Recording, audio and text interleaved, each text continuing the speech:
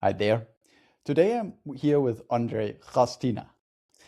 Ondřej is a software engineer and developer relations advocate from Czech Republic. Thanks and for he's having also me. very active in the Python community. I am very excited to talk to you about like open source, Python, the work in DevRel, and how AI changed our industry. Ondřej, thank you for taking the time. How's it going? Yeah, thanks for having me. It's good, it's good. How about you? You good? I'm good, thank you. So could you give us a brief introduction about yourself and your work? Okay.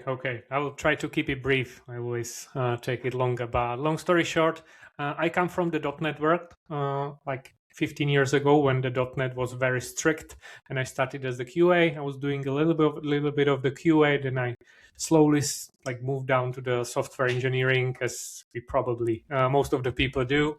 And then I find out the developer relations and contributing to the open source project and creating the starters and samples and SDKs. And since I think 10 years ago, I'm basically doing developer relations in various companies to the various products, from closed source to the open source. And currently, I'm a developer advocate at CKEditor. So we can talk about DevRel later. I think that's a very broad topic, and everyone has its own definition about that area of expertise. But you recently gave a talk at a Python conference about open source and making your repositories more accessible and more welcoming to contributors. So which conference was that?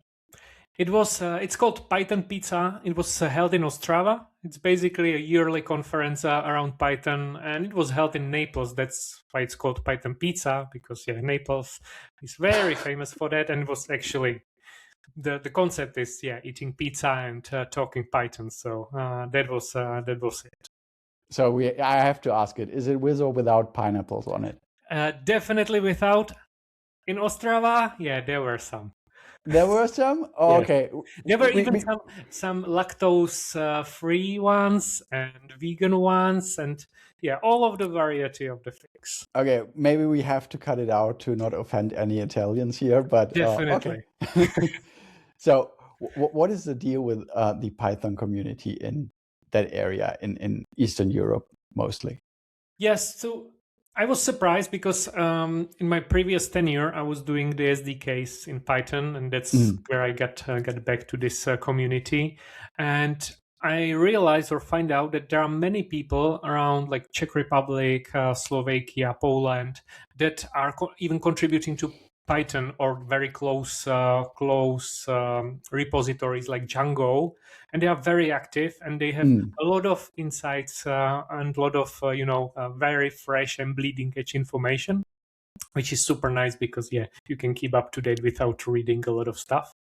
So that's very, very vivid or vibrant community, and they are very welcoming. So even though I was speaking about open source, not directly about Python, because I haven't used Python for like 10 months, to be honest, so I don't even know what are the news in the new Python. I know that there were some like multi-threading news, but people were very, very welcoming. So it was fairly good experience. Even though it was Saturday, there was a lot of people. I think it was like 100 people from mostly Poland, because Ostrava is very close to the Polish border, Czech and Slovak people. Yeah, the Python community in general is a very vibrant and welcoming community. At least that was my experience over all the years. And I mean, there are a lot of software projects. And my question to you is, did you notice a change? Because like it seems like the whole world is transitioning to TypeScript and JavaScript ecosystems. Or to make it short, is Python still relevant? I would say so. I still see Python, and it's still one of the very good entrance languages if you start using it. And if you learn, and now if you learn with AI, it will still recommend you to either start with Python or TypeScript. Python is even simpler because you don't need to start with types. I know with TypeScript you probably can skip it and use JavaScript, but we all know where it ends. So I would probably take the TypeScript as the baseline. But for Python, yeah, you can start without the type definition and annotation, and you can still achieve very much. And if you need to create a tool, or even with AI, if AI is like generating the code and then it executes and then it throws it away just for like one-time purposes, yeah, sometimes it's TypeScript, sometimes Python, but it's still very good to understand and be able to read it. And yeah, if I compare it, I'm not sure. Like if you take a look around, some libraries are aiming for TypeScript first. Some of them are Python first. But at the end of the day, if you install your computer, you will probably have both installed if it's Mac or some Linux, right? Yeah, So absolutely. it's still fairly relevant in these cases. And the data, the data structures and data processing libraries, I think Python still leads the way in this case. Absolutely, that's my impression as well. Speaking of like libraries and open source projects, I think there is a lot of influx of new libraries, of new repositories, of new projects, because now with AI, people may have more time or more productivity for their pet projects, let's say. Is that something that you saw, that there is a more open source contributions due to AI? Yeah, I think there are both, edges of these scales. The first one is, everybody can generate basically anything. So putting together the repository and put it on GitHub or GitLab, it's super easy. And at the end of the day, if you need to create something just for you, I don't know, you need to count your bills, or you need to whatever, you need to do your chores, and like you have an idea how to put it into the software, and you can have it with a click of a button. You can just generate it, and it's there. And then people want to share the knowledge. Then there is the second part, that this code is like, it's not always well maintainable. People are not thinking about like opening this repository to the other people contributions, or they don't provide this information. They just send the projects out. Sometimes there is even the README, which is like super helpful, right? But sometimes not. They just like put out the code. Maybe in the README there's I don't know, pip install, pip run, and that's it.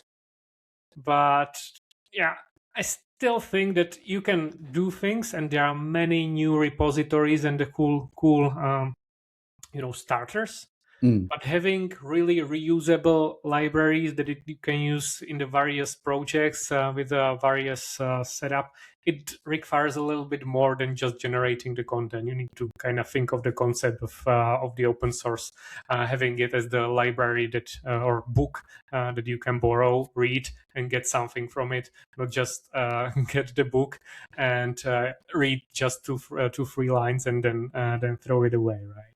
Yeah, absolutely. So that's super interesting. So in your experience, what does it take for a repository to be more welcoming to contributors? Let's say I did a library, I did a project, an app or whatever, and I want people to collaborate on that and to improve it to their needs and stuff like that. So how do I make that happen?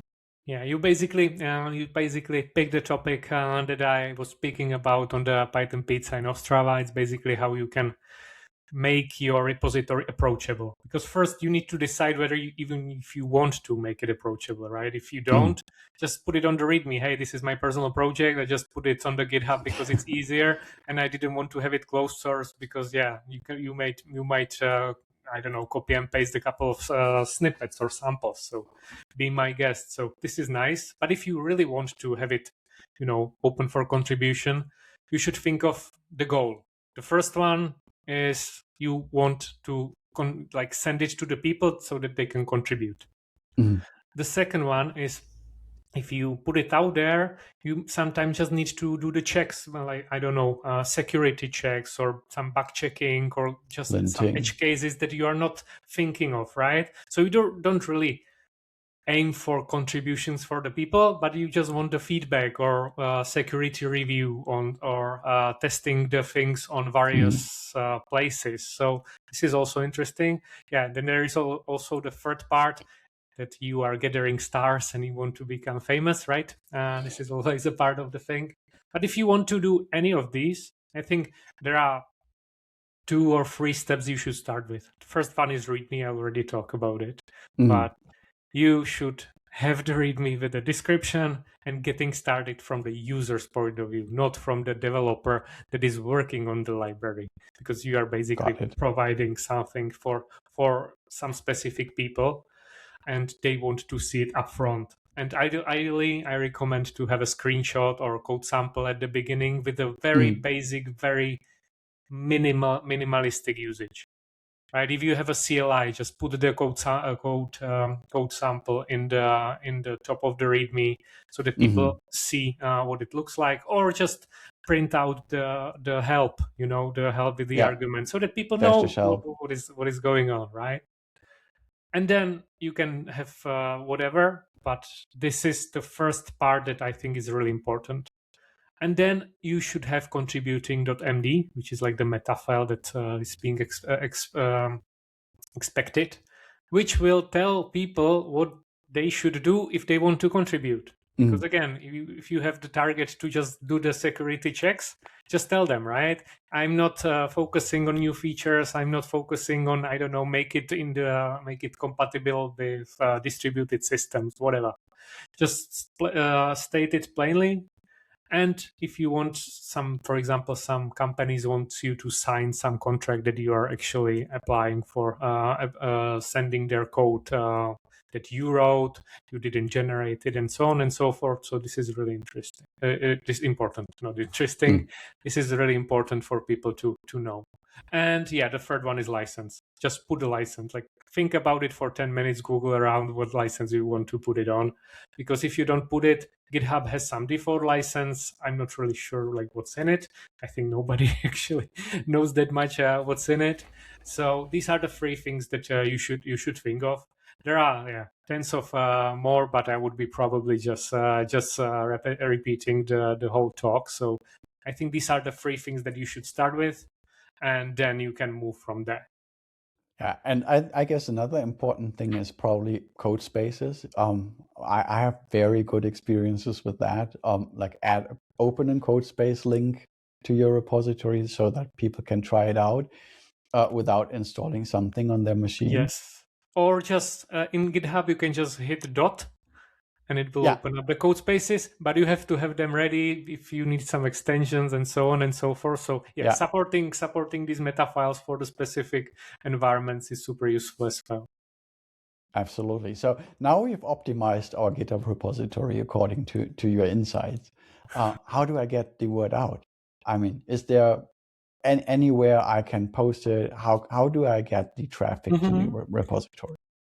First of all, you should fill, and I forget about this part. You should fill the description in the repository. So on the right side, you have the specific field for the description and the name. So the name has to be semantic. So it's not like my first project, but it actually describes what it is. And in the description, you have 2 or 3 lines of this.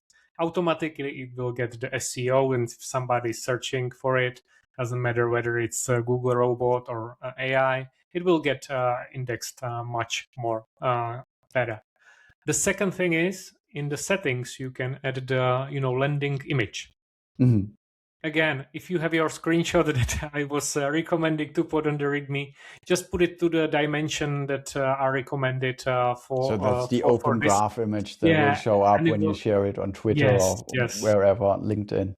And then it automatically gives you, because I think you probably touched the open graph a little bit, because if you want to put it manually, you need to have like 3 or 4 versions of it. One for Twitter, one for LinkedIn, the other ones is for the default ones, right? So it's very good that GitHub, for example, has the support for that.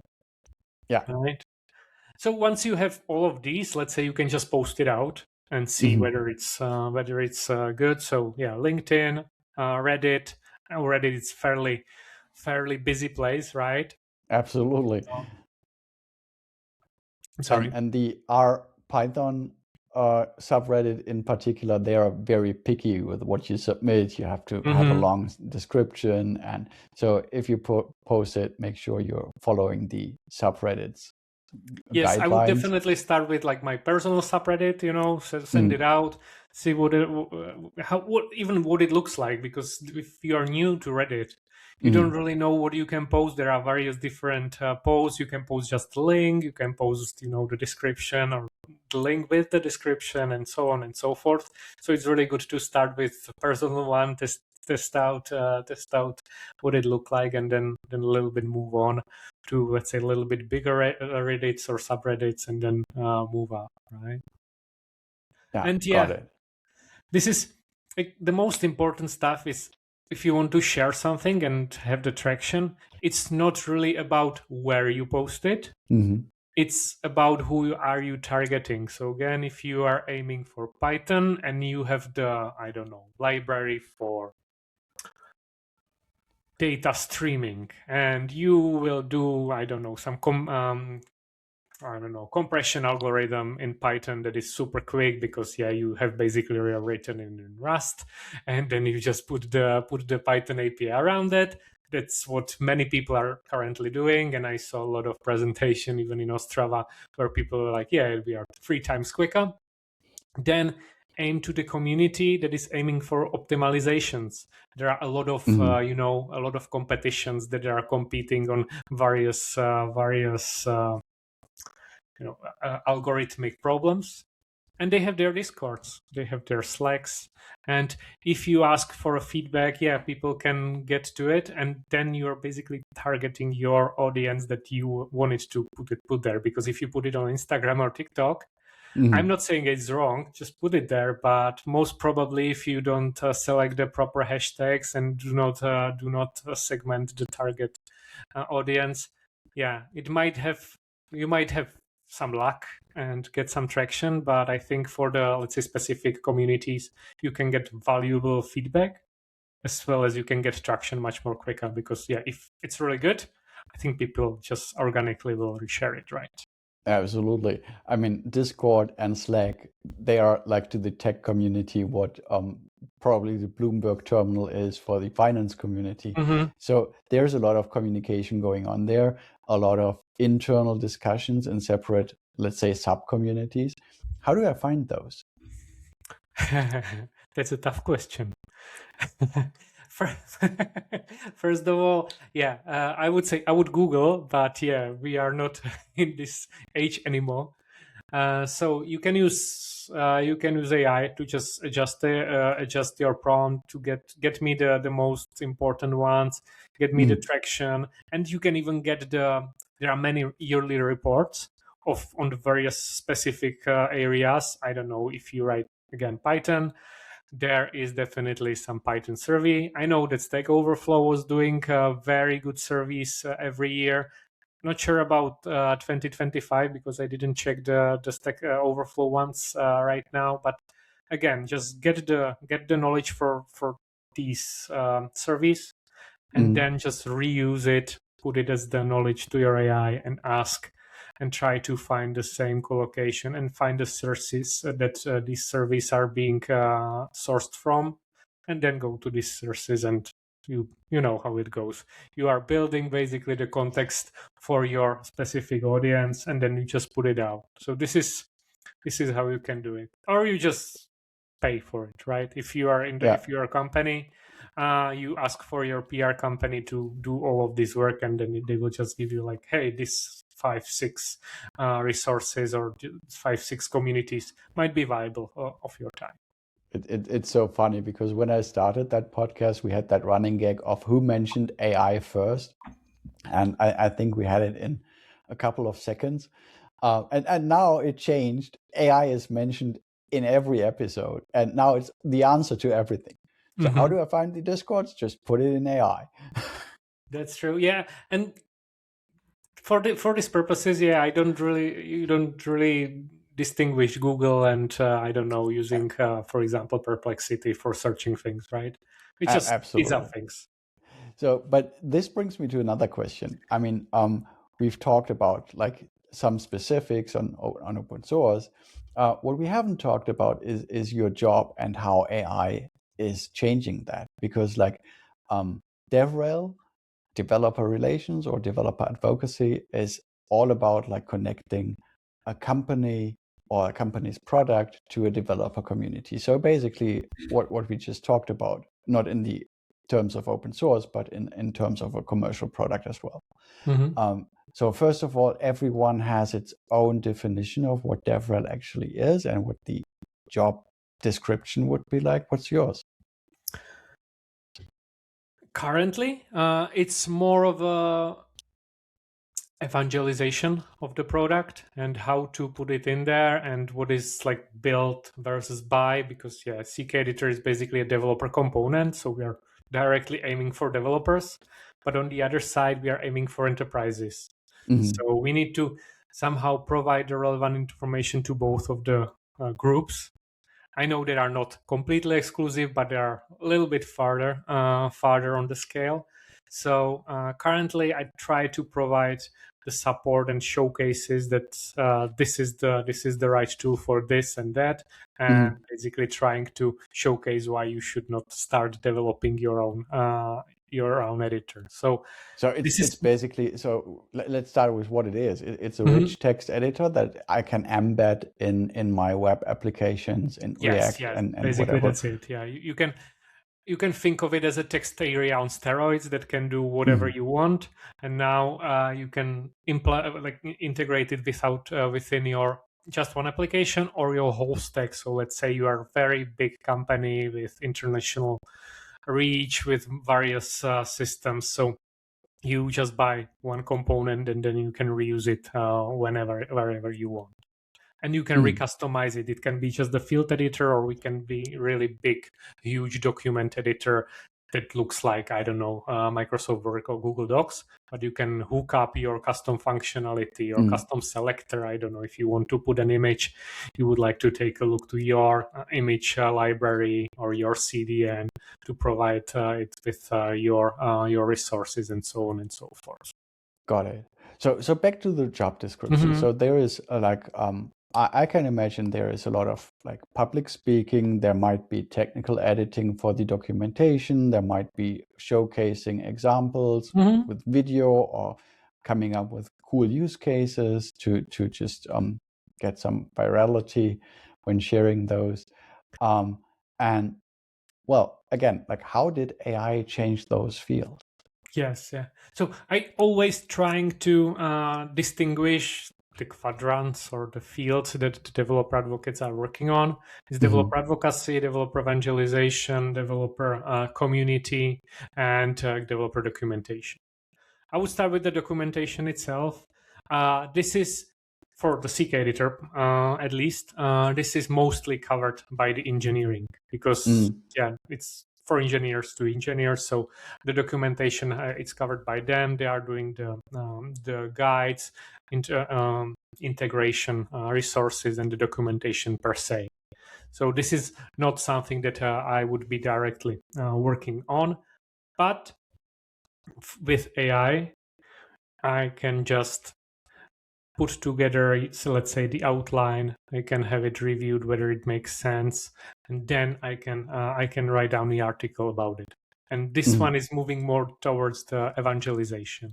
And as you said, like if you are providing the content or talking on the conference, or trying to bridge the gap in between users and the developers, this is the thing that is super crucial to use, because once you do, I don't know, 10 articles or 5 videos, you will see the patterns that are repeating. When I started, everything was new, so I did everything manually, just to remember and have the context. But then I saw the patterns, and then I start to use AI to, I don't know, do the reviews against our style guide, because we are using some specific, I don't know, sentence cases for the titles and these kind of things that, I'm not really thinking of when I'm like providing a story. I'm doing the story, not thinking about casing. So I need something, ideally something, not someone who will do the review. So this is what helps you a lot. For advocacy, for example, it's not that usable, because if you are doing advocacy, you are trying to either advocate your product to the customers, or the other way, the users is getting you a feedback and you need to analyze it. From what I see, getting to the technical people and getting their feedback is hard. So it's not like we have terabytes of data that I would need to just analyze, that I would use the AI for, and I would be super grateful. But if I'm just talking with the people, you kind of need to see the patterns yourself, and there is not much of a automation in there. Yeah, you can have the recordings of the meetings and then automatic summaries, but at the end of the day, you are the one who is putting together the questions, or like aiming the conversation with these users. And I forget the fourth one, right? Was the community. For community building, yes, I'm not really sure how to apply it on the conference. When I go there, and I would use AI to do something. But if you are doing online communities, I think this is something that has a really huge potential. You can have, I don't know, some engagement or gamification systems, and it doesn't really need to be AI itself. It can be just some gamification system bound to some, I don't know, Slack or Discord. But if you like provide the AI the access to do that, I think there is really, really huge potential, because it can be fun for you, it can be fun for people who is in the community, and it can be even beneficial because it can just give you, I don't know, the quiz about this and that. And I think this is something that I would definitely like to invest more time on. So let's take your talk at that Python conference. That was not related to the product of your employer, right? So is that something that's within the job description? And if so, how does the company get value from that presence? There in these particular cases, like these local meetups, first of all, you are building the brand of you being you, and the thing that you are just from some company gives the credibility to the company itself, because it can accommodate people of these roles, and it gives out of the box the setup. So this is the first thing. The second thing, you will create really great connections, because you will get very first-hand connection to in this particular system, particular conference, to the Python people. So if you need somebody to check or verify whether you are thinking about integration, for example, with Python this way, this is basically the biggest benefit. But if I go and speak, it's always I don't know. It's when I'm introducing myself, I'm putting the CKEditor in there. We are not aiming to sponsor by default, but you can even sponsor the thing if the meetup has the potential to sell. But I'm not doing pre-sales and sales. What I'm doing, I'm trying to approach or showcase that, hey, CKEditor is here. This is what we do. And even though my talk is not about that, I'm trying, of course, to showcase CKEditor on the examples. And if it's not there, it's not there. It's fine. And that's how you are then positioning or segmenting the events that you are coming to. So it either is more of a brand or more of a sales. And I'm trying to do more of a brand awareness and, showcase the people is. To the very nature of like someone nurturing relationships, a lot of the actions that you do is by nature very indirect for the company. So there is not a direct, sales number attached to it. And this brings me to another question, like apart from AI, what changed in DevRel over the last years? Because we've seen like DevRels being very popular in, about 2022 or something. We had that overhiring in the whole industry, also not only DevRel, but also developers during COVID. And so what's going on in the industry, and in particular for DevRel? Yeah, you basically describe it on on spot, because it was very welcoming when it started. Then there was the really big hype of developer relations. Everybody wanted to be developer advocate. And then there started to be a really, the cloud of people that just put the developer advocate there just because they wrote a couple of articles as a part of their job. Yeah. I'm not saying that's wrong, but if you're doing developer advocacy, you should either do it full time, or you should aim for what you're doing, being an expert in that, and then being, I don't know, block writer, or just don't put it as the first thing that you do. So that basically brought to the system that people start to think that the developer relations, it's overrated, because there were very wide range of roles that was named developer advocate. Now it's more or less stabilized. We already have the processes, or like the structure of the things, so we already can see and showcase the value. And now lately, I think like 2-3 months after all of these layovers and basically people fluctuating, I'm starting to see like tens of new roles in various companies, because at the end of the day, you need to connect with your technical audience if you do any technical product, right? And it doesn't really need to be really developer component as we are providing.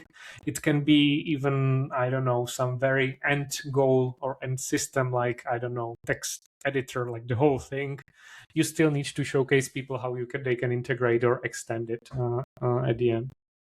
Yeah, I think that's a good way to look at it. Is like sales is talking to decision takers and probably non-technical management positions, but you also need the credibility of your own technical people when you are purchasing a third-party product, right?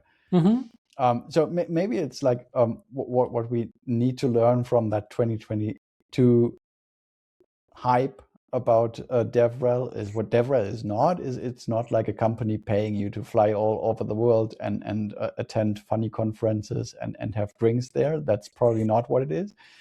Well, probably it is. But you are trying you are trying to showcase it this way for the people, right?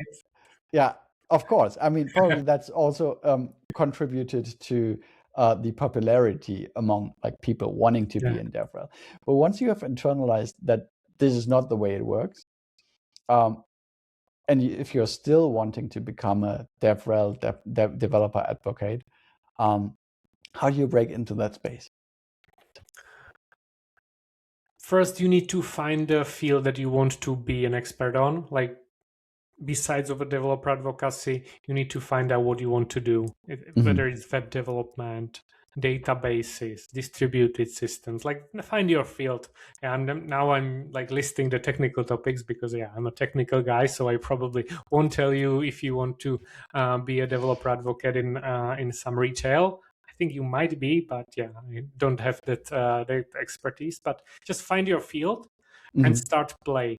Like, do the starters, do the personal projects, do this and that, or ideally, if you have the the connections or the touch points to the people that are already doing this, start talking to them and build some knowledge around the field. Once you have it, this is, I think, one of the most important thing that you can then promote or like present or mirror in your work, because you will already see 2, 3, 4, 20 times the same implementation of something, and you can compare it or just ask for the people like why you're not using this and that. And this is something that you either get by repetition of seeing it somewhere or doing it yourself multiple times for the multiple systems. So basically, we've come the whole circle. Now we are back to like just put your work out there, contribute to open source, make the world know what you are building, what you can do. So that's probably the best advice that you can give someone for any field in tech, I guess. Yes. And if you compare like the work as DevRel, as developer advocate, to like the work as a software engineer, just to get a feeling about the industry, what changed in the other areas, in your opinion and in your observation? From what I see around right now, is there are tens, maybe hundreds of the small startups that basically built something. As I showed, they were super powered by many tools around us. But there are still very big old companies, or even big and not even that old companies, that are trying to adjust or trying to apply the AI, and it doesn't really need to be AI. It can be even the new way of implementing the software, right? Even like switching to some new agile development practices, and all of this is changing very quickly. It's much quicker than it used to be, and it creates the FOMO that I haven't seen before. Like, Yeah, I was there absolutely. when the waterfall was coming out and everybody was doing agile, and I thought like this is super quick. And yeah, in comparison to nowadays, it was super slow. So I think now it's really important, and the difference is to just sit down, relax a little bit, think of what you want to do, then think how you would like to do it, do a little bit of the research before you jump straight to it, because yeah, it's not like with JavaScript frameworks. You just saw the new one coming, you installed it, you play with that, it took you one day, because now if you have a new tool out, right after you install it, you can install the second one, right? Yeah, And absolutely. it's I love very, those very analogies. fast right now. I love those analogies. Like it's like agile and it's like JavaScript frameworks. The whole world has become crazy at a very high level of acceleration, let's say. Yeah, very cool. So quite frankly, is CKEditor like the company behind it? Are you hiring? So if people watching that might think that that's a nice place to work, are you hiring? Yes, we are hiring. It's fairly varies. I think if you are then sharing the links, I can give you the link for the job Yeah, we description. put it all down in the show notes. Perfect. But long story short, it's from software development throughout the marketing, throughout the finance. But it's very, we are picking the roles. It's not like, hey, now we are hiring the whole new team because we would like to create something. It's more of a, hey, this is where we would like to invest, and this is the role that we are aiming for. So it's not like we have 20 new roles. But when the role is set up, it's very well defined, which is something that I really liked when I was searching for the job like 10-11 months ago. Okay, got it. So, and like speaking of your experience with your own application, what does an application makes it stand out? So how do I get the job actually? First, search about or read about the either company or the product. I rather read about the product because the company goes there then implicitly, but I really like to read about the product. I really try to search where it is being used and how to use it. Actually, my part of the application was creating a video. So I just put the free videos on YouTube how to run the CKEditor, because I used it 10 years ago when it was fairly old. And I just got back. And the second thing was I have a lot of experience with content management systems. So I have a little bit of the base structuring of core content structuring expertise that I can just prove. So if you are applying, just list the things that you can base your expertise on. So just so that comes showcase. back to find your niche, basically, right? Find your edge and showcase like what you are good for. And then just read the description, because it's really important to find a fit. Just don't Very know. cool. That was a lot of information. Thank you, Ondřej. So if people want to continue that conversation, where do they find you? Like, are you on Twitter, on LinkedIn? How to connect with you? With the job of a developer advocate, I kind of need to be everywhere, but mostly my social network of choice is LinkedIn. But if people just want to take a look to my socials, it's ondrej.chrastina.dev, and I have all of my social being linked there, even email. So we put that down in the show notes as well. Thank you, Ondřej. That was great. Thank you, Bas. It was really nice to meet you. It was really wonderful to talking to you, and thanks for having me. Always a pleasure. Thank you. Thank you.